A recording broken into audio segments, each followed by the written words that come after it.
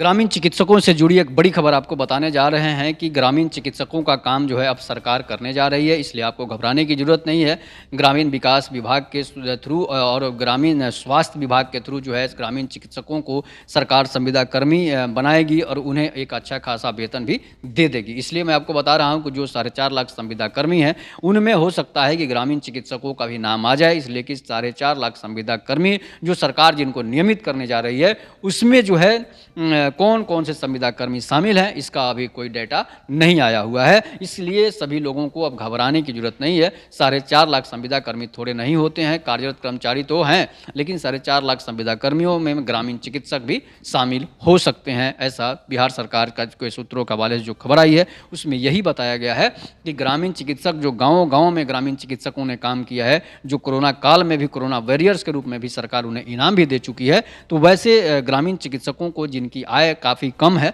तो उन वैसे लोगों को अगर सरकार संविदा पर कर लेती है, सरकार संविदा कर्मी मान लेती है, तो फिर उनका भी जीवन यापन एक अच्छे खासे ढंग से चलेगा। जिनकी नहीं भी जो कम भी चलती है, जिनका छोटा गाँव में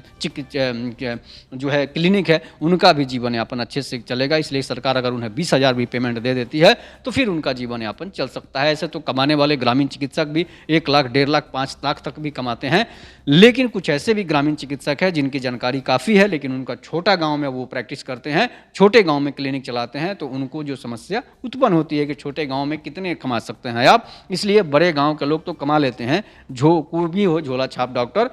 लेकिन जो है छोटे गांव वाले नहीं कमा पाते हैं। इसलिए सरकार अगर संविदा कर्मी बना देती है, तो ये काम उनके लिए आसान हो जाएगा और वो मन से करेंगे। इसलिए अब 4.5 लाख संविदा कर्मियों में ग्रामीण चिकित्सक भी शामिल हो सकते हैं, ऐसा अनुमान लगाया जा रहा है। तो इसलिए ग्रामीण चिकित्सकों को अब जो है सरकार से लड़ने की ज़रूरत है, सरकार के